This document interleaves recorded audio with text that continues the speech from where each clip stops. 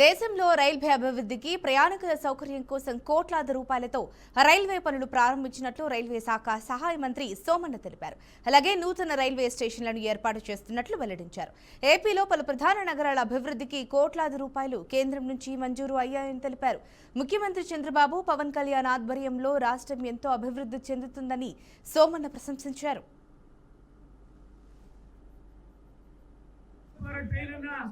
ಬೆಂಗಳೂರು ಆಂಧ್ರಕ್ಕೆ ಹೋಗ್ತಾರೆ, ಹೈದರಾಬಾದ್ ಹೋಗ್ತಾರೆ ಟ್ರೈನನ್ನ ನಿಲ್ಲಿಸಬೇಕು ಅಂತ ಹೇಳಿ ಅವರ ಒತ್ತಾಯದ ಮೇರೆಗೆ ಭಾರತ ಸರ್ಕಾರ ಸನ್ಮಾನ್ಯ ನರೇಂದ್ರ ಮೋದಿ ಅವರು, ನಮ್ಮ ಮಂತ್ರಿಗಳಾದ ಅಶ್ವಿನಿ ವೈಷ್ಣವ್ ಅವರು, ನಿಮ್ಮ ರಾಜ್ಯದ ಮುಖ್ಯಮಂತ್ರಿಗಳಾದ ಚಂದ್ರಬಾಬು ನಾಯ್ಡು ಅವರ ಒಂದು ಕೋರಿಕೆ ಮೇರೆಗೆ ಮೊದಲನೇ ಬಾರಿಗೆ ಒಂದು ತಾಲೂಕಾ ಕೇಂದ್ರದಲ್ಲಿ ವಂದೇ ಭಾರತ್ ತಿಳಿಸ್ತಾ ಇರ್ತಕ್ಕಂಥದ್ದು ಒಂದು ಅವಿಸ್ಮರಣೀಯವಾದ ಕೆಲಸ. ಇಬ್ಬರು ನಾಯಕರಿಗೆ ದಯಮಾಡಿ ಜೋರಾಗಿ ಚಪ್ಪಾಳೆ ತಟ್ಟೋದು ಕೇಳ. ನಿಮಗೆ 770 ಮೇಲ್ಸೇತುವೆ ಕೆಲಸಗಳನ್ನು ಮಾಡಿದ್ದೇವೆ ಆಂಧ್ರ ಪ್ರದೇಶಕ್ಕೆ 11 ವರ್ಷದಲ್ಲಿ. 1560 ಕಿಲೋಮೀಟರ್ ಹೊಸ ರೈಲ್ವೆ ಲೈನ್ಗಳನ್ನು ಹಾಕಿದ್ದೇವೆ. ಆಂಧ್ರ ಪ್ರದೇಶದಲ್ಲಿ 80,000 ಕೋಟಿ ರೂಪಾಯಿಗಳ ರೈಲ್ವೆ ಯೋಜನೆಗಳು ರಾಷ್ಟ್ರದ ಪ್ರಧಾನಮಂತ್ರಿಗಳು, ರಾಷ್ಟ್ರದ ನಮ್ಮ ಮಂತ್ರಿಗಳಾದ ಅಶ್ವಿನಿ ವೈಷ್ಣವ್ ಅವರು, ನಿಮ್ಮ ರಾಜ್ಯದ ಮುಖ್ಯಮಂತ್ರಿಗಳಾದ ಚಂದ್ರಬಾಬು ನಾಯ್ಡು ಅವರು, ಪವನ್ ಕಲ್ಯಾಣ್ ಜಿ ಅವರು ಅವರ ಒತ್ತಾಯದ ಮೇರೆಗೆ ಇವತ್ತು 80,000 ಕೋಟಿ ರೂಪಾಯಿಗಳು. కరీంనగర్ జిల్లా ఇందిరా భవన్లో మంత్రి పొన్నం ప్రభాకర్ ఆధ్వర్యంలో నూతనంగా గెలిచిన సర్పంచులకు సన్మాన కార్యక్రమాలు నిర్వహించారు. కాంగ్రెస్ పార్టీ నుంచి గెలుపొందిన సర్పంచులకు ప్రభుత్వం అండగా ఉంటుందని మంత్రి హామీనిచ్చారు. ప్రభుత్వ పథకాలు క్షేత్రస్థాయిలో ప్రతి పేదవాడికి అందడానికి సర్పంచ్ కృషి చేయాలని సూచించారు. రాబోయే ఎంపీటీసీ, జెడ్పీటీసీ ఎన్నికల్లో కీలకంగా వ్యవహరించాలని మంత్రి పొన్నం దిశానిర్దేశం చేశారు. అన్ని గ్రామ పంచాయతీలకు నిధులు మంజూరు చేస్తామని ఆయన తెలిపారు. ప్రభుత్వం దృష్టిలో తెచ్చే ప్రయత్నం చేయండి. దాని తర్వాత శానిటేషన్, గ్రామంలో ఆరోగ్యంగా ఉండాలంటే, గ్రామ ప్రజలందరికీ కూడా ఆరోగ్యంగా ఉండాలంటే శానిటేషన్ కు సంబంధించినటువంటి విషయం. దాంతో పాటుగా ఇంతకుముందు గౌరవ గవర్నర్ సత్యనారాయణ చెప్పినారు, స్ట్రీట్ లైట్స్ కావచ్చు, అక్కడ ప్లాంటేషన్ పర్యావరణాలు కావచ్చు, విధంగా అనేక కార్యక్రమాలతో పాటుగా గ్రామాలకు సంబంధించిన మౌలిక విద్య, ఆ విద్య స్కూల్స్ కు ప్రభుత్వం ఇలా అటుమోస్ట్ ప్రయారిటీ ఇస్తా ఉంది. మీ పాఠశాలలో సరైనగా పిల్లలు వస్తా ఉన్నారా లేదా, టీచర్లు వస్తా ఉన్నారా లేదా, ఆ విద్యా వ్యవస్థను ప్రభుత్వ ఆలోచనకు అనుగుణంగా మీ ఊర్లో ప్రైవేట్ బస్సు రాకుండా మీ ఊర్లో మీరు మేనేజ్ చేయగలిగే పిల్లలందరినీ ప్రభుత్వ పాఠశాలకు పంపితే ఆ ఊరికి మేము ప్రభుత్వం తరఫున ఏ సమస్య అంటే ఆ సమస్య పరిష్కారం చేయడానికి సిద్ధంగా ఉండమని మాట చెప్తాను. మీరెల్లా టీచర్ల మీద విశ్వాసం పెంచి పిల్లలందరినీ ప్రభుత్వ పాఠశాలలో చదివించే కార్యక్రమం చేయండి. సరిగ్గా పర్యవేక్షణ చేయండి. తరగతులు బాగా నడుస్తున్నాయా, మౌలిక సదుపాయాలు క్లాస్ రూమ్ ఉన్నాయా లేదా, ఏ కాలంలో దానికి టాప్ ప్రయారిటీ అని చెప్పి సందర్భంగా కోరుతా ఉన్నా. రాజకీయంగా ఇలా సర్పంచులు మూల స్తంభాలు చూస్తా ఉన్న రాజకీయాలు ఏ విధంగా జరుగుతా ఉన్నాయో గౌరవ శాసనసభ్యులు. వికారాబాద్ జిల్లా తాండూరులోని ఇందిరమ్మ కాలనీలో అడుగడుగునా బెల్ట్ షాపులు దర్శనమిస్తున్నాయి. యువకులు మద్యానికి బానిసై గొడవలకు పాల్పడుతున్నారని గ్రామస్తులు ఆందోళన వ్యక్తం చేస్తున్నారు. దీంతో రంగంలోకి దిగిన పోలీసులు కాలనీలో ఉన్న బెల్ట్ షాపులపై దాడులు నిర్వహించి బెల్ట్ షాపులలో ఉన్న మద్యం సీసాలను స్వాధీనం చేసుకున్నారు. రాజీవ్, ఇందిరమ్మ కాలనీలో ఎవరైనా బెల్ట్ షాపులు తెరిచినా, కిరాణా దుకాణాల్లో మద్యం విక్రయించినా కఠిన చర్యలు తప్పవని ఎస్ఐ విఠల్ రెడ్డి హెచ్చరించారు.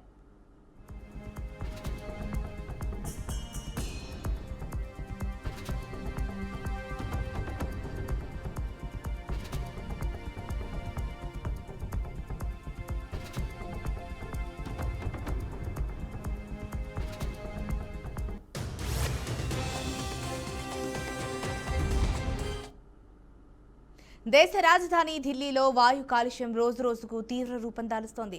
గత 2-3 రోజులుగా కొద్దిగా తగ్గినట్లుగా కనిపించిన కాలుష్య స్థాయిలు మళ్లీ పెరిగి ప్రమాదకర దశకు చేరాయి.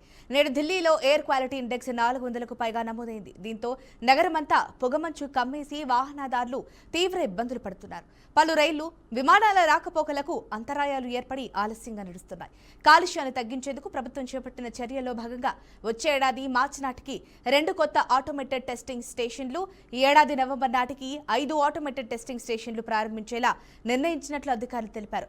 ప్రస్తుతం ఝుల్కీలోని ఉన్న ఆటోమేటెడ్ టెస్టింగ్ స్టేషన్ సంవత్సరానికి 70,000 వాహనాలను పరీక్షించే సామర్థ్యం కలిగి ఉంది. ఇప్పటికే ఈ ఏడాది సీఎం రేఖా గుప్తా 2 టెస్టింగ్ కేంద్రాలను ప్రారంభించినట్టు తెలిసింది.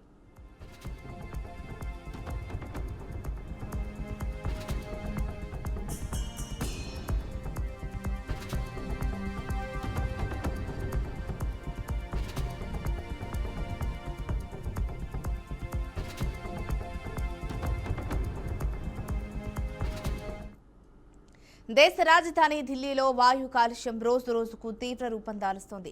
గత 2-3 రోజులుగా కొద్దిగా తగ్గినట్లుగా కనిపించిన కాలుష్య స్థాయిలు మళ్లీ పెరిగి ప్రమాదకర దశకు చేరాయి. నేడు ఢిల్లీలో ఎయిర్ క్వాలిటీ ఇండెక్స్ 400కు పైగా నమోదైంది. దీంతో నగరమంతా పొగమంచు కమ్మేసి వాహనదారులు తీవ్ర ఇబ్బందులు పడుతున్నారు. పలు రైళ్లు, విమానాల రాకపోకలకు అంతరాయాలు ఏర్పడి ఆలస్యంగా నడుస్తున్నాయి.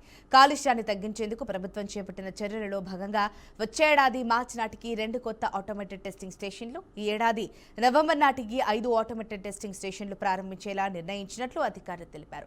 ప్రస్తుతం ఝుల్కీలో ఉన్న ఆటోమేటెడ్ టెస్టింగ్ స్టేషన్ సంవత్సరానికి 70,000 వాహనాలను పరీక్షించే సామర్థ్యం కలిగి ఉంది. ఇప్పటికే ఈ ఏడాది సీఎం రేఖా గుప్తా 2 టెస్టింగ్ కేంద్రాలను ప్రారంభించినట్లు తెలిసింది.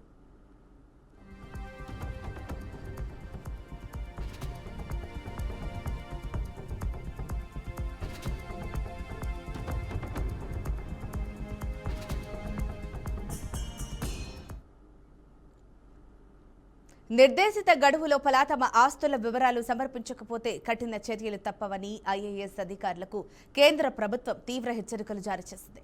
2025 క్యాలెండర్ సంవత్సరానికి సంబంధించిన ఆస్తుల వివరాలను తప్పనిసరిగా 2026 జనవరి 31లోపు స్పారో ఆన్లైన్ మాడ్యూల్లో సమర్పించాలని కేంద్రం స్పష్టం చేసింది.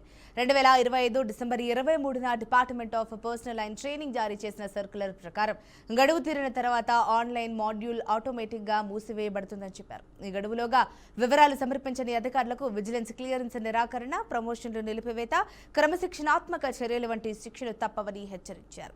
గతంలో ఆన్లైన్ ఫైలింగ్ పెరిగినప్పటికీ ఇకపై గడువును ఖచ్చితంగా అమలు చేయాలని కేంద్ర, రాష్ట్ర సెక్రటరీలు, చీఫ్ సెక్రటరీలకు డిఓపిటి ఆదేశాలు జారీ చేసింది. ఈ నిబంధన 1968 నుంచి అమల్లో ఉందని, పారదర్శకత, అక్రమ సంపాదన నివారణ కోసం ఇది అత్యంత ముఖ్యమని తెలిపింది.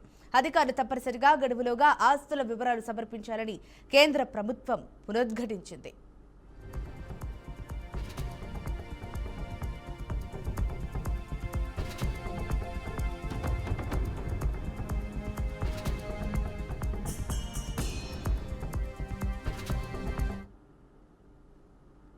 జపాన్లో ఘోర రోడ్డు ప్రమాదం చోటు చేసుకుంది. రోడ్డుపై గడ్డకట్టిన మంచు కారణంగా సుమారు 50 వాహనాలు ఒకదానినొకటి ఢీకొన్నాయి.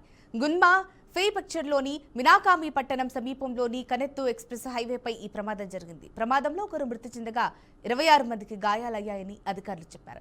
వాహనాలు వరుసగా ఢీకొనడంతో కొన్ని వాహనాలకు మంటలంటుకుని పూర్తిగా దగ్ధమయ్యాయి. సమాచారం అందుకున్న అగ్నిమాపక సిబ్బంది సంఘటనా స్థలానికి చేరుకుని మంటలను అదుపులోకి తీసుకుని మరిన్ని వాహనాలకు మంటలు వ్యాపించకుండా చర్యలు చేపట్టారు. మొదటగా 2 ట్రక్కులు ఢీకొనడం జరిగిందని పోలీసులు తెలిపారు. అనంతరం మంచు కారణంగా బ్రేకులు పనిచేయకపోవడంతో వెనుక నుంచి వచ్చిన వాహనాలు కూడా వరుసగా ఢీకొన్నాయన్నారు. దీంతో 50కి పైగా వాహనాలు ప్రమాదానికి గురై తీవ్ర అపాయానికి దారితీసిందని వివరించారు. సమాచారం అందుకున్న పోలీసులు సంఘటనా స్థలానికి చేరుకుని వేగంగా సహాయ చర్యలు చేపట్టి గాయపడిన వారిని ఆసుపత్రికి తరలించారు.